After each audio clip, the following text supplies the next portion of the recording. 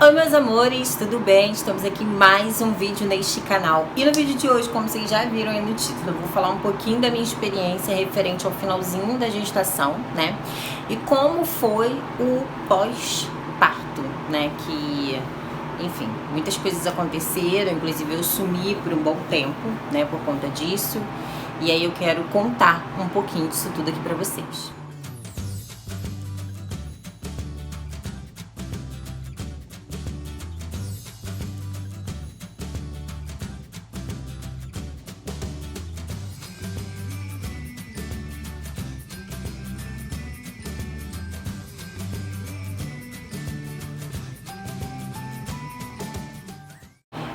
Primeiramente, para quem não me conhece, é novo aqui no canal, meu nome é Larissa Santos.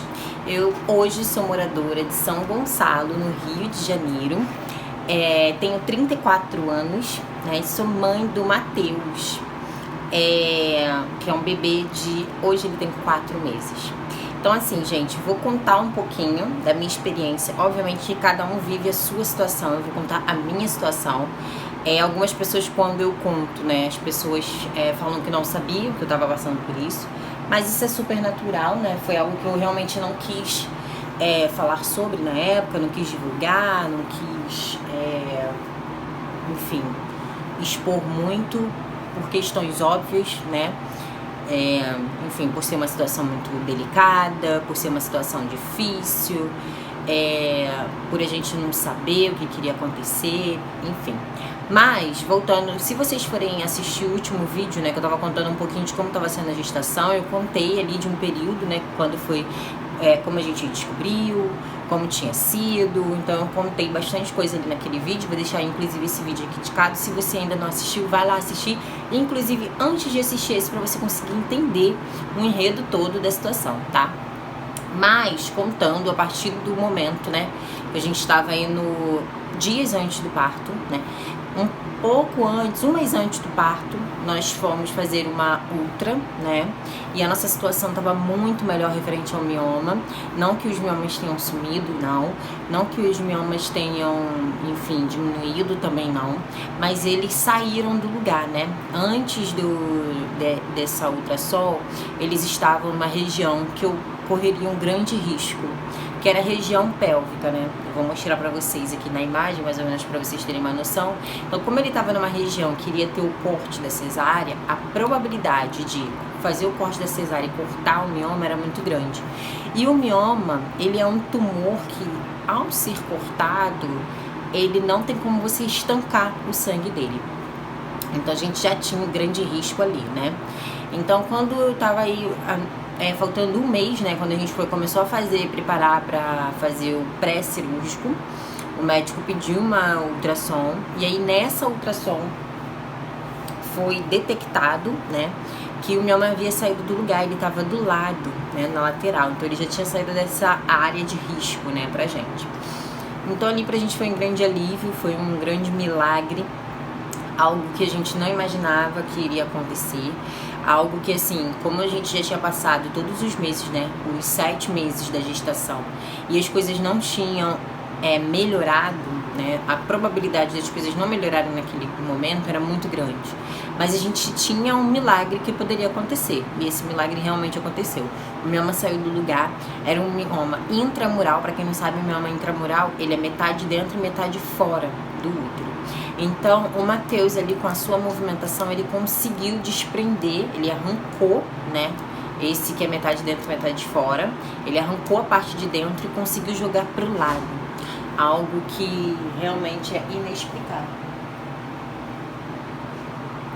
Então, foi algo que nos surpreendeu positivamente, graças a Deus. Foi muita mão de Deus mesmo, para que as coisas fluíssem da forma como aconteceram. Mas a gente sabe que quando a gente coloca Deus na frente das coisas, realmente as coisas acontecem, né? Então, assim, o que eu venho falar, né, para as pessoas que estão passando pela mesma situação, estão desacreditadas, estão diante de um sonho, mas realmente está contando com um milagre, é possível. basta você crer, né? A partir do momento que eu engravidei, eu já sabia que o Matheus era um milagre, porque a probabilidade era muito pequena, diante da situação que eu já estava, já tinha um mioma já por mais de 10 anos, que não podia ser operado, né? Porque ele realmente estava, a maior parte dele dentro do útero, só tinha esse intramural, que era metade dentro, metade fora. E como eu não tinha filho, o médico não via probabilidade nenhuma de retirar, porque poderia machucar o meu útero e eu acabar não conseguindo ter filho depois. Então, consegui engravidar, consegui manter a gravidez, foi uma gravidez de risco. Tive que parar muitas coisas que eu fazia, mas faz parte do processo, né? Mas tivemos essa boa notícia aí, faltando um mês pro parto acontecer, um mês pro Matheus chegar, graças a Deus. E aí depois começaram outros desafios, né? Meus exames começaram a dar alterações consideráveis, de coisas alteradíssimas. Eu vou ver se eu consigo pegar o exame para colocar aqui para vocês, mas meus exames estavam dando muito alterado. Eu precisei passar por como era o nome do médico, gente? Eu vou colocar o nome da especialidade que eu precisei passar aqui, né? Que muitas pessoas vão nele quando estão prestes a receber um diagnóstico de câncer. Então, precisei passar por esse médico, né? Aí, às vésperas, precisamos fazer exames correndo também, porque o médico precisava fazer confirmações referente ao meu estado de saúde naquele momento, para poder começar a ver o que queria fazer, se iria recorrer a algum tratamento, se daria tempo, porque estava tudo muito em cima. Com 15 dias antes, né, a situação ainda não tinha mudado, e aí recorreram a um pedido para o plano de saúde de um ferro, para fazer, ingerir, né, um ferro, ingerir não, né, aplicar na veia um ferro, e aí, aguardando ali a liberação do plano, o meu médico mesmo me encaminhou para um hospital para me tomar aquele ferro na hora. Obviamente que não pelo plano, né? Mas ele falou: Larissa, a gente precisa resolver isso agora. Isso era numa segunda-feira, né? Essa mesma segunda-feira, o parto estava marcado para uns 10 dias depois. Ele antecipou para sexta-feira da mesma semana.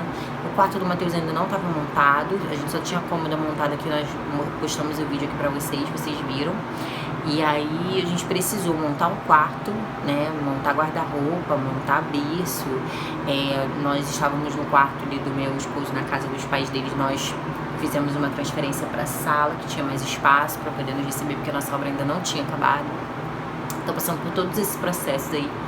E aí chegou o tão sonhado dia do parto, fiz o vídeo da maternidade, fui pra maternidade, né, arrumando a mala, né, pra maternidade, fui pra maternidade, chegando na maternidade, né, todos muito apreensivos, porque a gente não sabia se realmente tinha dado certo eu ter tomado ferro na veia, provavelmente sim, mas ainda tinha um risco. O médico tinha pedido para reservar 2 bolsas de sangue, né, de stand-by, caso acontecesse alguma coisa. Precisou de ajuda de um outro médico que era, né, também especialista na situação. E, enfim, fomos para o hospital. Vocês viram aí no vídeo, né, do vídeo da maternidade. Entrei na sala de parto. Graças a Deus correu tudo bem mesmo. A equipe maravilhosa, o médico, o doutor Marcos Brandão, também maravilhoso, excepcional, um excelente profissional, de um humanismo, de uma responsabilidade, de um carinho, uma atenção ímpar, né? Uma pessoa que realmente me surpreendeu, mas eu também tenho plena consciência que ele apareceu na minha vida por um propósito de Deus, que talvez se não fosse ele não seria do jeito que foi, talvez se não fosse ele a gente não teria conseguido da forma como foi, né? Até porque quando a gente estava ali na busca, muitos estavam muito desacreditados, outras pessoas falavam que o necessário seria um parto normal, e a gente já sabia que o risco para um parto normal era muito grande, porque o mioma ele sempre quer passar à frente de um bebê, né? Então a gente já sabia que se isso acontecesse, provavelmente ia ficar ali fazendo força, o Matheus não ia sair. Enfim, o pior poderia acontecer. Então, graças a Deus, o Dr. Marcos Brandão foi uma pessoa abençoada que apareceu em nossas vidas, que deu tudo certo, né? Depois, né, tive alta. Acho que o Matheus nasceu na sexta, eu tive alta no domingo. tô de olho nele, gente, porque ele tá deitado aqui atrás de mim, mas ele tá quase pegando no sono. E aí tive alta no domingo, né? E aí quando eu tive alta no domingo, pra surpresa de muitos, que a gente pensou até que eu fosse ficar mais tempo no hospital. Mas eu tive alta no domingo, graças a Deus. Viemos pra casa. Vou falar pra vocês que não foi fácil. Não foi nada fácil. Pra mim, o mais difícil, obviamente, que tinha a questão dos pontos, a questão de você quase não conseguir se mexer. Eu sentia muitas dores, né, não só por conta da sensibilidade da região do corte, né, mas os miomas começaram a se mexer para tentar se posicionar em algum lugar, então eu sentia muitas dores, mas eu também tive muita dificuldade para amamentação, muita dificuldade mesmo. Eu chorava para amamentar, eu gritava para amamentar, eu passei por um processo, né, que tem gente até que me pergunta, mas você não teve dificuldade para a amamentação? Eu tive, gente, só que o período da amamentação para mim foi muito difícil, inclusive eu gostaria de ter filmado, gostaria de ter relatado mais para vocês, mas para mim foi tão difícil que eu não conseguia nem expressar isso para as pessoas, porque eu comecei até mesmo a ficar meio que culpando, sabe? Eu ficava assim, cara, não é possível que as pessoas não falem que isso é tão difícil. Por que as pessoas não falam que isso é tão difícil? Sabe? Por que as pessoas ficam romantizando, falando, ter filho é lindo, amamentar é lindo? Não vou dizer, gente, que não é lindo. É lindo, é maravilhoso. Eu vou falar, todo esforço, tudo que eu passei pra amamentar, valeu cada centavo em cada mamada que o Matheus dá. Mas, eu vou falar pra vocês, não é nada fácil. Eu chorava cada momento que o Matheus queria mamar. Eu torcia pro Matheus não acordar pra mamar, sabe? Eu ficava assim, cara, tomara que ele não acorde, Quando eu tava dando perto da hora dele acordar, porque bebê recém-nascido praticamente tem um horáriozinho, né?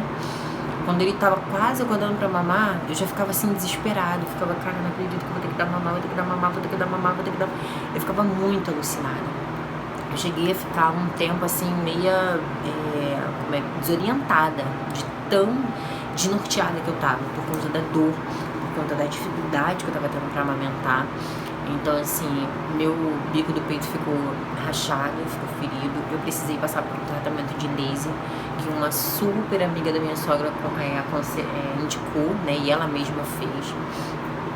Foi muito bom, muito bom mesmo. Foi uma das coisas que começou a me dar um alívio, né, o laser. Mas eu fiquei 1 mês e meio sofrendo para poder amamentar o Matheus. Sofrendo a ponto, gente, de leite empedrar. O leite empedrado eu não conseguia baixar o braço, sabe? De eu sentir dor no braço. Mas eu tive a ajuda do meu esposo. Me ajudou muito uma bomba. Eu tinha uma bomba, porque foi o meu primeiro presente. Quando eu descobri que estava grávida, eu ganhei uma bomba de tirar leite, essas bombas eletrônicas, né? E, gente, foi, nossa, a melhor coisa da vida aquilo. Toda mãe tem que ter aquilo, toda mãe. Por quê? Como o Matheus não conseguia mamar muito e tinha uma alta produção de leite, né? O que acontecia? O leite, ele acumulava, ele empedrava. Empedrava com muita facilidade, a gente empedrava a todo momento. E eram pedras mesmo. E aí, eu e meu esposo com muita paciência, massageava, dissolvia aquela pedra por completo. Aí conforme ele ia dissolvendo, eu botava a bomba e a bomba ia subir. A gente precisa interromper aqui para poder endireitar o Matheus ali, né? E aí, conforme ia empedrando, meu esposo ia massageando para dissolver a pedra. E aí eu vinha com a bomba pra tirar, só que até a bomba, a sucção da bomba doía demais, tudo doía, gente, tudo doía.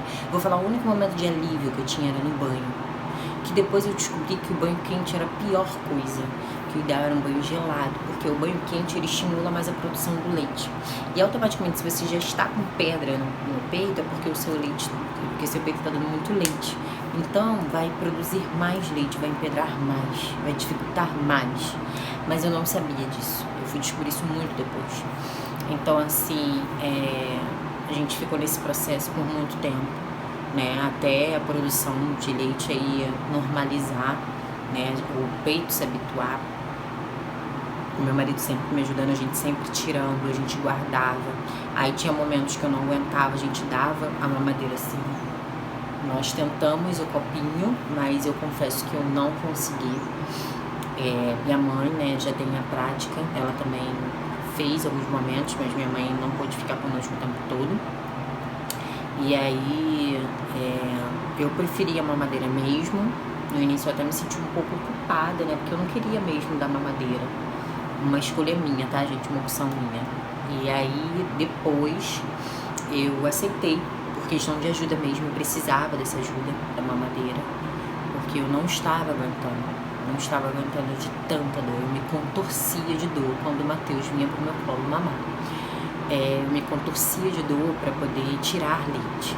Então, assim, praticamente, no meu ponto de vista, tá, gente, virou uma tortura para mim amamentar. E aí as pessoas sempre falando que aquilo ia passar, que era uma fase, que ia passar, era uma fase, que ia passar, era uma fase. E eu sempre tive muito sonho de amamentar.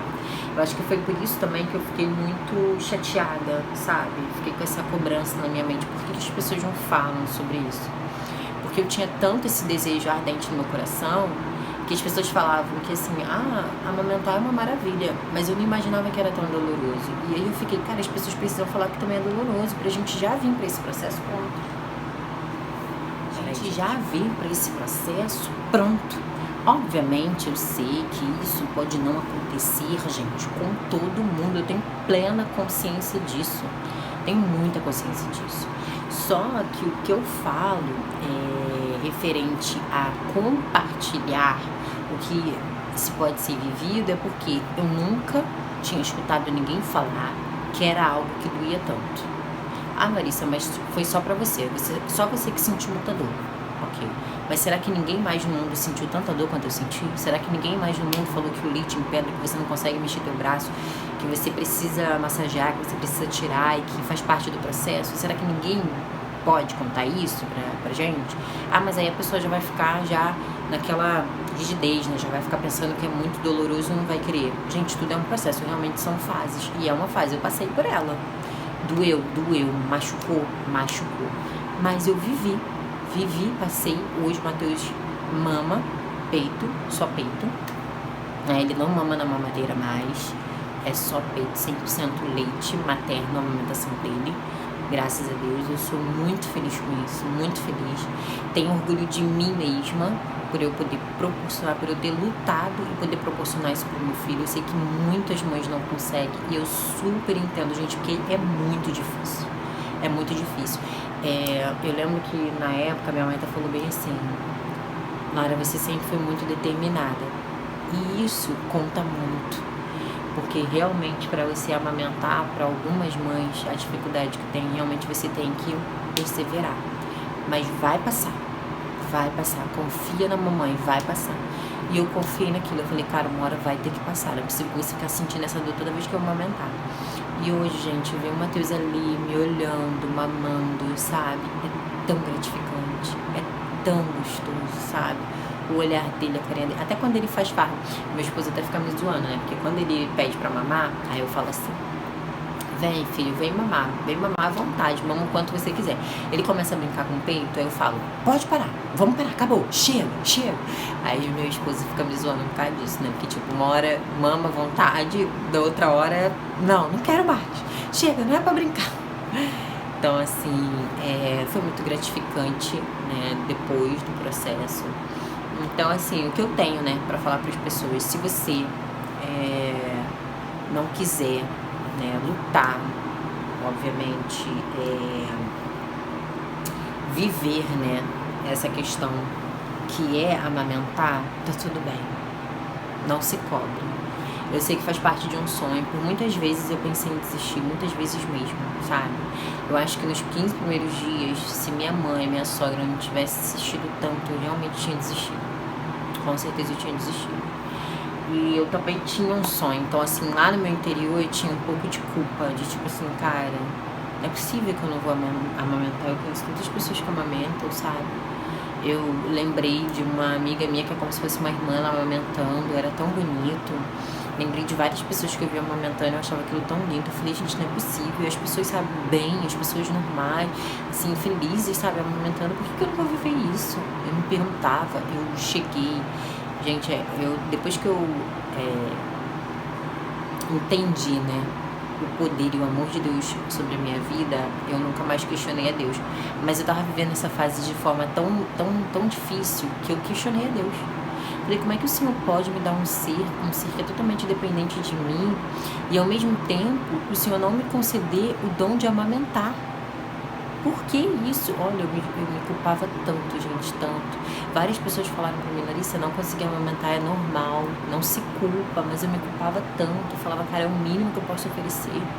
E eu vou insistir, eu vou perseverar, não é possível, tem que ter uma forma, tem que ter uma forma, tem que ter uma... 1 mês e meio, gente. Conto pra vocês na ponta do dedo, na ponta do lápis. 1 mês e meio eu vivi pra poder conseguir amamentar o Mateus sem sentir nada. Nada. 1 mês e meio. Vai ter gente que vai viver o processo 1 semana, vai ter gente que vai viver o processo 15 dias, vai ter gente que não vai viver o processo. Eu vivi o processo 1 mês e meio para conseguir amamentar meu filho sem sentir dor alguma. Depois de 2 sessões de laser, depois de várias tentativas, massagem, pomada, enfim, tomar remédio, várias coisas, tá? Mas graças a Deus deu certo. E eu tô muito feliz com isso, né? Meu período de adaptação ali com o Mateus também foi muito difícil, quando a gente volta, né, assim, pra realidade, né? Me senti muito diminuída por um bom tempo, sabe? Me senti incapaz de cuidar de uma criança. Falei, cara, não é possível, eu não vou saber cuidar. Eu lembro que teve uma vez que o Mateus estava chorando, e aí ele foi pro colo do meu esposo, ele parou de chorar. E aí meu esposo foi dar uma volta com ele. Eu lembro que eu fiquei dentro do quarto, eu chorei.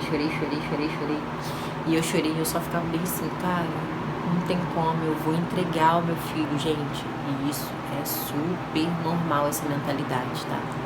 É normal, a mulher tá vivendo com os hormônios assim, ó, subindo, descendo, uma loucura, sua mente tá fervilhando, você não tá entendendo teu corpo também não tá te entendendo, tá tudo muito confuso, então é super normal viver esse processo.